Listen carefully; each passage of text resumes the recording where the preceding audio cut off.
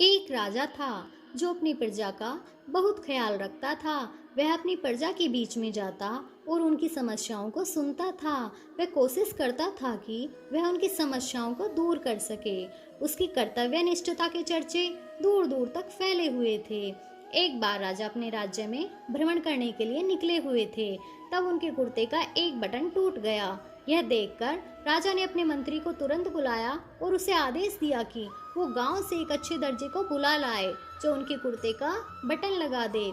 यह सुन मंत्री ने गांव में दर्जी की खोज शुरू कर दी। संयोग से उन्हें एक दर्जी भी मिल गया। गांव में उसकी एक छोटी सी दुकान थी। उस दर्जी को जल्द ही राजा के पास लाया गया। उस दर्जी से राजा ने कहा कि क्या वो उसके कुर्ते का बटन सिल सकता है। दर्जी ने कहा कि यह तो बड़ा ही आसान काम है। दर्जी ने अपने थैले से धागा निकाला और कुर्ते का बटन लगा दिया। राजा बेहद खुश हुआ और उसने पूछा कि वो उन्हें कितने पैसे दे। इस पर दर्जी ने कहा कि इतने से काम के लिए वो पैसे नहीं ले सकता। इस पर राजा ने कहा कि वो इसकी कीमत जरूर देंगे। दर्जी ने सोचा कि उसने तो बस धागा ही लगाया है, तो उसके 2 रुपए मांग लेता हूँ। फिर दर्जी ने सोचा कि कहीं राजा यह ना सोचे कि इतने से काम के ये 2 रुपए लेता है, तो फिर गांव वालों से कितने पैसे लेता होगा।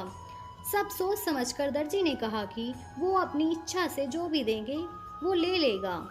यह सुन राजा ने अपने हैसियत के मुताबिक उसे 2 गांव देने का फैसला किया। राजा ने कहा कि कहीं समाज में उसका रुतबा छोटा न हो जाए, इसलिए उसने यह आदेश दिया।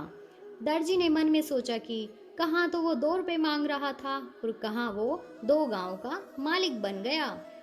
इस कहानी से हमें यही सीख मिलती है कि हम सभी अपनी क्षमता के अनुसार सोचते हैं, लेकिन भगवान हमें अपने हिसाब से सब कुछ देता है।